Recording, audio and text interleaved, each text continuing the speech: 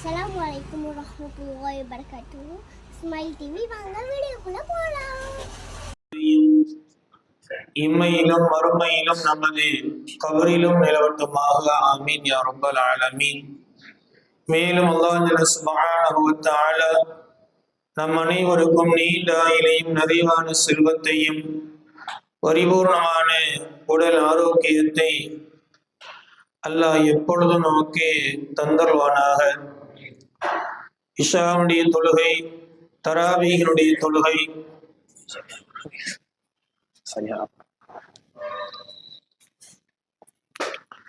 இஷாவினுடைய தொழுகை, தராவீஹினுடைய தொழுகை, பித்ரு வாஜிபுடைய தொழுகையில் ஓதப்பட்ட அனைத்து வசனங்களுடைய நன்மையை அல்லாஹ் ஜல்ல சுப்ஹானஹு வ தஆலா செவிமடுத்து கேட்ட ஓதிய நம் அனைவருக்கும் அல்லாஹ் நிரப்பமான கூலியை தந்தல்வானாக. கண்ணியத்திற்குரியவர்களே, 11வது ஜுஸு ஆரம்பிக்கப்பட்டு 12வது ஜுஸுவில் 5 பக்கங்கள், 1.25 ஜுஸுக்கள், 25 பக்கங்கள் ஓதப்பட்டுள்ளது.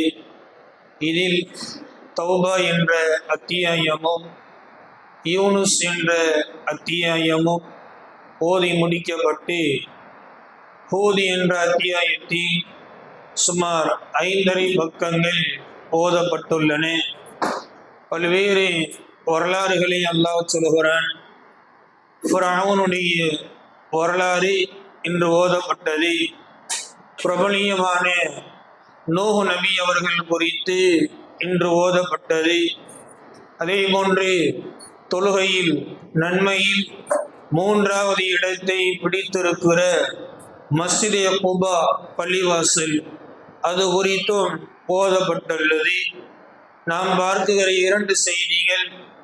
அல்லாஹ் ஒரு இடத்தில் சொல்லுகிறான், வல்லாஹி யதுஉ இலா தாரிஸ் ஸலாம், உங்களை சாந்தியும் சமாதானமும் உள்ள வீட்டிற்கு நாம் அழைக்குகிறோம் என்ற ஆயத்தை அல்லாஹ் குர்ஆனில் சொல்லுகிற போது தஃசீர்களில் எழுதுகிறார்கள், குர்ஆனுடைய விரிவுரையாளர்கள், ஒரு ஊர்ல ஒரு அரசன் இருந்தான். பிரம்மாண்டமான மாளிகைகளை கட்டி ஒட்டுமொத்த ஊர்களுக்கும் அழைப்பு கொடுத்து வர்ற எல்லாருக்கும் விருந்து வைக்கப்பட்டது. வந்தவங்க இந்த மாளிகை அதனுடைய அழகை பார்த்து ரசிச்சுட்டு விருந்தை முடிச்சுட்டு வெளியே போகும்போது வாயில நிற்கிற சேவகர்கள் 2 பேர் போய் எல்லார்ட்டையும் கேட்பான். யாரெல்லாம் வெளியே போறாங்களோ அவங்கள்ட்ட போய் ஏதேனும் குறை இங்க இருக்கா அப்படின்னு கேட்பான். நிறைய மக்கள் எந்த குறையும் இல்லை.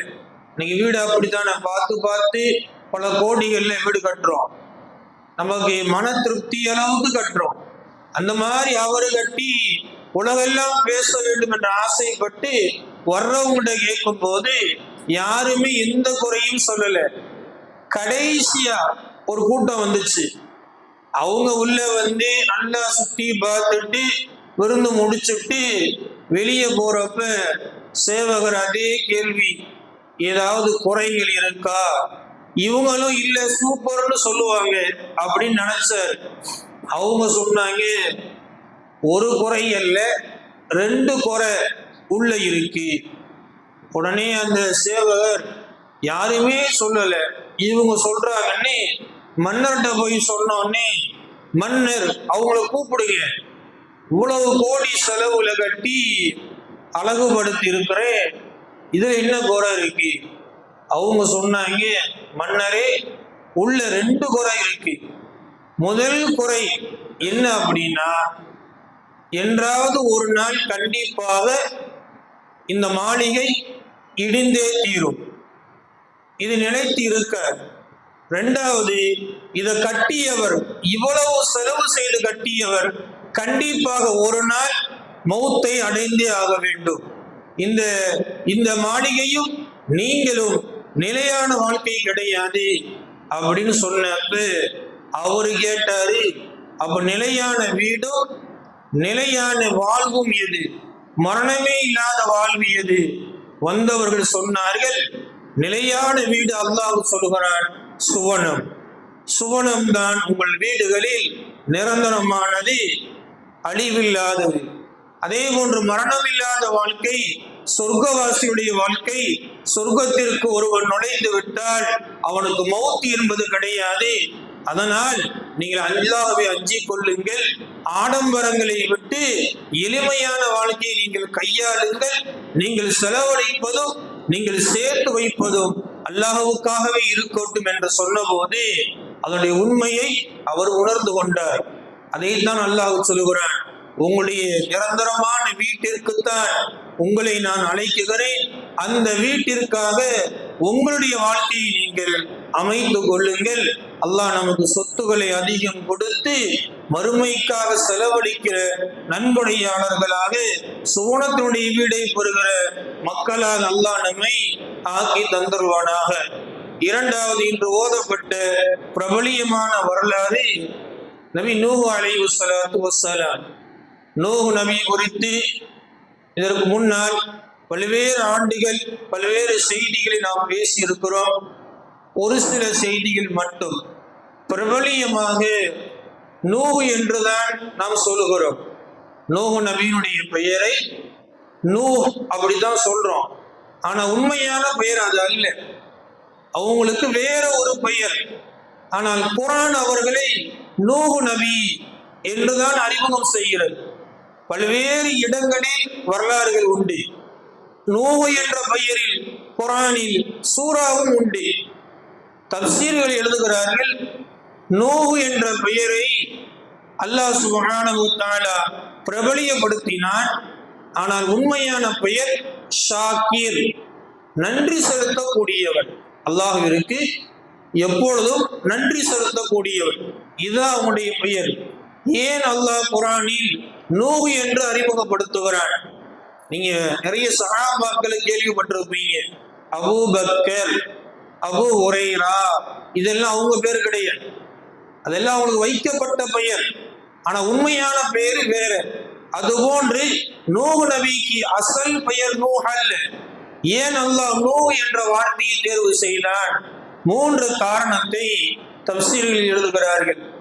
ஒன்று, நூஹ் நபி அவங்க ஒரு நாயை பார்த்து, நீ என்ன இவ்வளவு கேவலமா இருக்கிற, இவ்வளவு அருவருப்பா இருக்கிற அப்படின்னு கேட்டப்ப அல்லாஹ் கண்டித்தார். என் படைப்பை எப்படி படைக்க வேண்டும் என்று எனக்கு தெரியும், நீங்கள் அதை அருவருப்பு என்று சொல்லக்கூடாது, மன்னிப்பு கேளுங்கள். நூஹ் நபி அவர்கள் மலைகளிலும் காடுகளிலும் திரிந்து அழுதார்கள். நூஹ் என்றால் அழக்கூடியவர் என்று அர்த்தம். இரண்டாவது காரணத்தை எழுதினார்கள், நூஹ் நபியினுடைய துஆவினால் உலகமே அழிந்தது, தண்ணீரில் மூழ்கியது, உலகமே நீரில் மூழ்கியது. சுமார் 5 மாதங்கள் உலகம் நீரால் சூழப்பட்டது. அதில் நிறைய முஸ்லிம் அல்லாதவர்கள் மரணித்தார்கள். அல்லாஹ் சொன்னான், நான் ரிஸ்க் அளிக்கக்கூடியவர், முஃமினுக்கும் முஃமின் அல்லாதவருக்கும் நீங்கள் எப்படி அழிக்க சொல்லி கேட்கலாம் என்று அல்லாஹ் கண்டித்ததால் நூஹ் நபி அவர்கள் அழுதார்கள். மூன்றாவது நிகழ்வாக வெள்ளம் வர்றப்ப நூஹ் நபியுடைய மகன், அவரும் நீர்ல ஒரு மேட்டில் இருப்பார். வெள்ளம் மலையளவு உயரமாக வரும். குர்ஆன் அப்படித்தான் சொல்கிறது. ஒரு மலையினுடைய உயரம் அளவிற்கு நீர் அடித்தது. அந்த நீரில் நூஹ் நபியினுடைய 2வது மனைவி, முஸ்லிம் அல்லாத 2வது மனைவிக்கு பிறந்த மகன் கன்ஆன், அவன் உயரத்தில் இருந்து நான் இப்பொழுதே தப்பித்துக் கொள்வேன் அப்படின்னு சொன்னபோது அவர் கண் முன்னால் அவருடைய மகனை வெள்ளம் மூழ்கடித்தது. அதை பார்த்த நூஹ் நபி, மகனே என் கூட வந்துரு என்று சிபாரிசு செய்தார்கள். அல்லாஹ்விடம் கேட்டார்கள். அல்லாஹ் சொன்னான், அவன் முஸ்லிம் அல்ல, முஸ்லிம் அல்லாதவனுக்கு கப்பலில் இடம் இல்லை, நீங்கள் அவனை அழைத்திருக்க கூடாது என்று கண்டித்ததால் நூஹ் நபி அவர்கள் அழுதார்கள், கடைசி வரை அழுதார்கள். இந்த 3 காரணங்களால் அவர்களுக்கு அல்லாஹ் நூஹ் என்ற அழக்கூடியவர் என்ற பெயரை தேர்வு செய்தான் என்று வரலாறு சொல்கிறது.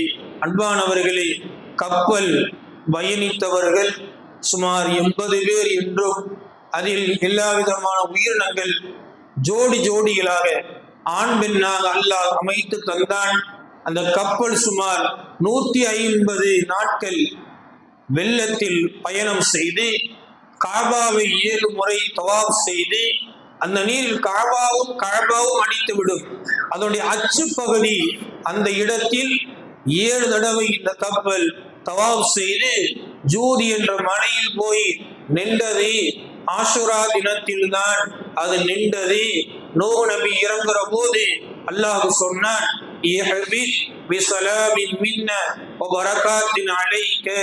நூஹ் நபியே, உங்களுக்கு சாந்தியும் சமாதானம் உண்டாகட்டும், பரக்கத்து உண்டாகட்டும், இப்பொழுது நீங்கள் பூமியில் இறங்குங்கள்.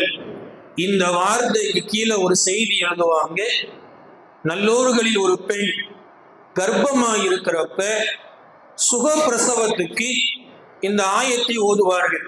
நம்முடைய முன்னோர்கள் குழந்தையை பார்த்து சொல்வார்கள், குழந்தையே நீ இறங்கு, என் வயிற்றிலிருந்து நீ சுகப்பிரசவமாக இறங்கி, பிசலாமின் மின்க, அல்லாஹ் உனக்கு சாந்தியும் சமாதானத்தையும் தருவானாக, பரக்காத்தின் அழைக்க, உனக்கு அல்லாஹ் பரக்கத்து செய்வானாக என்று கர்ப்ப பெண்மணிகள் கர்ப்பமாக பிரசவத்துடைய டயத்துல குழந்தை வெளிவருகிற அந்த இறுதி நாட்களில் அந்த ஆயத்தை ஓதி தடவினால், நம்பிக்கையோடு ஓதி தடவினால் சுகப்பிரசவமாக குழந்தை சலாமத்தாக பரக்கத்தாக பிறக்கும் என்று மார்க்க அறிஞர்கள் எழுதி தருகிறார்கள். அன்பானவர்களே, நூஹ் நபியுடைய வாழ்க்கை நல்லோர்களை கொண்டு அல்லாஹ் வாழ வைத்தான். அல்லாஹ்வை மறுத்தவர்களை அழித்து விட்டார். கடைசியாக ஒரே செய்தி, நூஹ் நபி கேட்டார்கள், யா அல்லாஹ், என் கூட வந்தது படைப்பு கொஞ்சம்தான், இதுவெல்லாம் ஜோடி ஜோடிகளாக நீ அனுப்பி வைத்தாய், இதை வைத்து எப்படி உலகம் பெருகும்? ஒரு கப்பல்ல இருக்கிறவங்க மட்டும்தான் உலகம் முழுவதும் எப்படி பெருக்கத்தை ஏற்படுத்த முடியும் என்று கேட்டபோது அல்லாஹ் சொன்னான், கப்பலில் பயணித்தவைகள் வெறுமனே திரிபவைகள் அல்ல, குட்டி போடக்கூடிய இனங்களும் முட்டையிடுகிற இனங்களை மட்டும்தான் ஜோடி ஜோடிகளாகவும் கப்பலில் நாம் ஏற்றினோம். அதனால் நீ கவலைப்பட வேண்டாம், இவைகள் குட்டி போடும், முட்டைகள் போடும், இந்த சந்தடி கியாமத்து வரை பெருகும் என்று அல்லாஹ் நூஹ் நபிக்கு சொல்லியதை வரலாறு சொல்கிறது.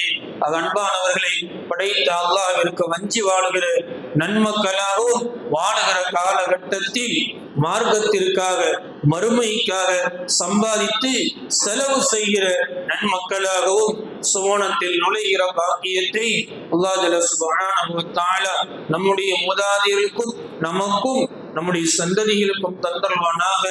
மரணிக்கிற தருணத்தில் கலிமா லா இலாஹ இல்லல்லாஹ் முஹம்மது ரசூலுல்லாஹ் என்ற கலிமாவை சொல்லி அண்ணலம் பெருமானார் ஸல்லல்லாஹு அலைஹி வஸல்லம் அவர்களை கண்டுகளித்து மரணிக்கிற நன்னசீபை அல்லாஹ் ஜல்ல சுப்ஹானஹு வ தஆலா நமக்கும் நம்முடைய சந்ததிகளுக்கும் தந்தல்வானாக. வாபரதானா அல்ஹம்துலில்லாஹி ரப்பில் ஆலமீன். اللهم صل وسلم على رسولك سيدنا ونبينا مولانا محمد وعلى ال سيدنا محمد وبارك وسلم عليه. ربنا ظلمنا انفسنا وان لم تغفر لنا وترحمنا لنكونن من الخاسرين.